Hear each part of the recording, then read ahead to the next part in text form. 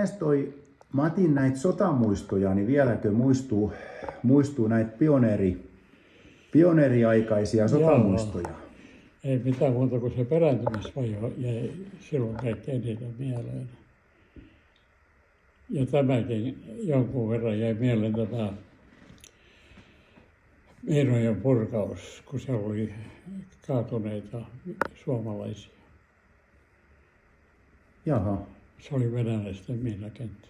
jaha, Se Lutikavaara, ne viimeiset taistelut oli siinä purkamassa miinakenttää. joo. Ja se nyt jo jollain tavalla jäi mieleen. Ja sitten myöskin tämä, kun me tultiin Karhunpään pohjoispuolelta, tultiin tielle, joka yhdistyi tähän Karhunpään päätiehen. Ja sieltä tuli sitten sotilaita, juoksujalka tulivat ja huusivat vain ryssä tulee ja hulluvilta silmissä.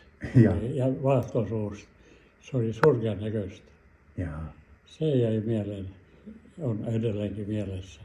jaha. Ja se oli sitten siinä loppusodan aikoihin.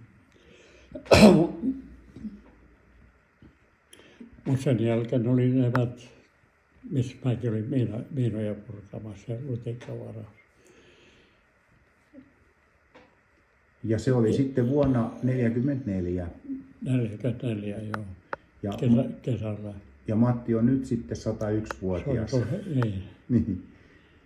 kyllä. Ikä on tullut ihmeellisesti. Käsittämättömästi. Kyllä minulla on ihmeellinen tuuri ollut. Silloin se oli niin kuin toinen juttu, kun minulla oli silloin vatsahava puhkesi, pohjukas oli puhkesi. Jaha, Se oli ensimmäinen semmoinen vakava juttu. Mä olin silloin kuukauden päivät sairaalassa. jaha, Sitten oli tämä, kun elvytitte minua. joo. Ja sitten on ollut aivoinhoitoja, pari kappaletta oli. Ja sitten kun ne selvitti, niin sitten oli vatsareikää, tuli vedet sisälle.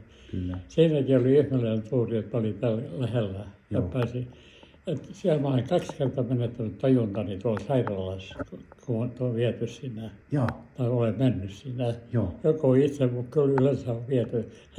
juu, Ja siellä on mennyt tajuun sitten. Silloin kun mun verensyöksy oli tänne vatsaan. kyllä. Ja sitten kun infarkti, silloin mut meni tajuun jo. Kyllä. Siellä